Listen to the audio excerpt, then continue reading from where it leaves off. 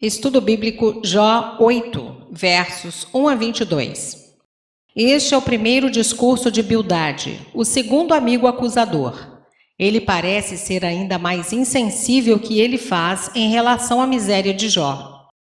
Desprezando a defesa do justo sofredor, repreende-o, dizendo que suas palavras são qual vento impetuoso. Verso 2.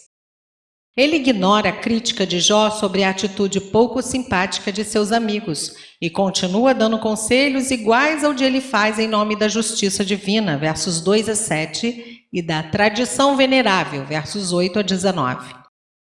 Basicamente, insiste que Deus é justo em suas relações com o homem, que as aflições de Jó, assim como o destino de seus filhos, devem ser evidência de suas maldades e que se apenas se voltar para Deus, tudo tornará à normalidade. Depois, desajeitadamente, anexa uma palavrinha de estímulo, versos 20 a 22. Os outros discursos de Bildade estão nos capítulos 18 e 25. Verso 1. Suíta, membro da tribo de Suá, descendente de Abraão e Quetura, aparentado aos midianitas. Gênesis 25, 2, primeiro livro de Crônicas 1, verso 32, e habitante do deserto do norte da Arábia. Verso 2. Até quando?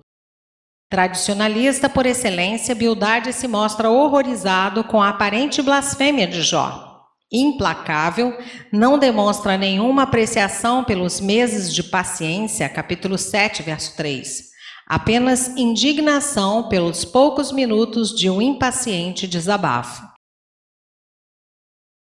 Verso 3. Perverteria Deus o direito. É claro que Deus não era injusto com Jó, mas por trás da pergunta retórica jaz o julgamento de Bildade. Jó colhe os frutos do pecado. O amigo consolador toma as afirmações de Jó quanto à sua inocência e aplica a elas a noção simplista do castigo divino. Ele traz um argumento lógico baseado no princípio de que Deus pune o pecado, mas falha em considerar o mistério do debate celestial entre Deus e Satanás, capítulos 1 e 2. Focalizando a situação de maneira equivocada, os consoladores só conseguiram intensificar ainda mais a tentação de seu amigo. Verso 4. Ele os lançou no poder de sua transgressão. Uma aplicação surpreendentemente impiedosa, mas inteiramente consistente com a tese equivocada de Bildade. Embora a forma seja condicional, a intenção é declarada. Bildade não possuía a simpatia pela qual Jó ansiava. A conclusão de que a família de Jó morrera vítima de algum castigo divino em razão de sua iniquidade era como uma espada a transpassar um coração já exausto de dor e angústia. Verso 5. Se tu buscares a Deus. Segundo a lógica de Bildade, uma vez que as aflições de Jó não se comprovaram ser fatais como as de seus filhos, ele poderia alimentar esperanças de que não era como aqueles, um réprobo, e que o seu arrependimento seria seguido de uma restauração de bênçãos, além de sua antiga prosperidade. Verso 7 e capítulo 42, versos 10 a 17. Verso 6. A pressuposição é sempre a de que Jó é um injusto e necessitado de ensinos. Verso 7. Tal qual ele faz, capítulo 5, versos 18 a 26, Bildade atira do que não viu e acerta. De fato, esse foi o resultado na vida de Jó, capítulo 42, versos 10 a 17.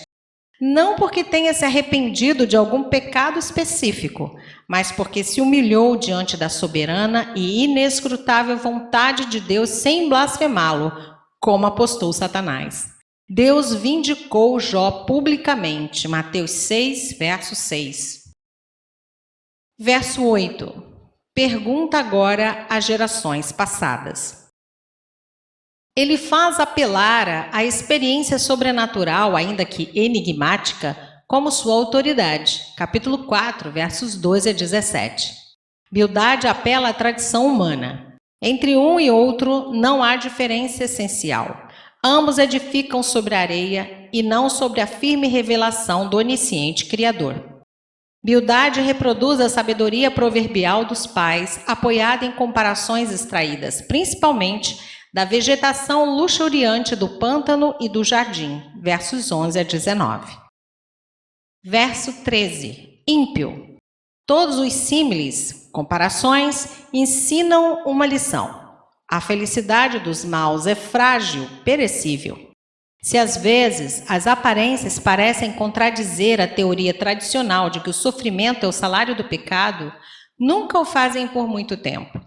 A palavra no hebraico refere-se a alguém que é profano ou contaminado pelo pecado. Obviamente, Bildade enxerga Jó como um exemplo. Versos 16 a 18. Como a planta que em meio a seu crescimento encontra pedras e as encobre com suas raízes, assim o ímpio, julgando-se imperecível, pensa que seu futuro está seguro por ter feito grandes coisas em curto prazo. Insinua-se que Jó seria a planta arrancada. Verso 19. Eis em que deu a sua vida. Literalmente, eis que este é o gozo do seu caminho, isso é, sua única alegria, a saber do ímpio representado pela planta.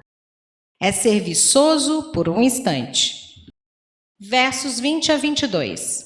A conclusão aplica a teoria de Bildade ao íntegro e ao malfeitor, verso 20 e Salmo 1, verso 6. O orador oferece algum encorajamento a Jó, mas é breve e superficial, versos 21 e 22. Embora o sofredor, segundo o próprio Deus, capítulo 1, verso 8 e 2, verso 3, se encaixe na categoria do íntegro, não se pode deixar de considerar o si anterior de Bildade, versos 5 e 6. Sorte de Jó que a opinião de Deus era mais importante que a de seu consolador. Verso 22. Aborrecedores. Bildade, depois de falar aquilo que tinha em mente, procura demonstrar que ele não se inclui entre os inimigos de Jó. Nota. Tenhamos o cuidado de não ferir aos demais com juízos precipitados, nem de nos afligirmos desnecessariamente por opiniões equivocadas de nossos semelhantes.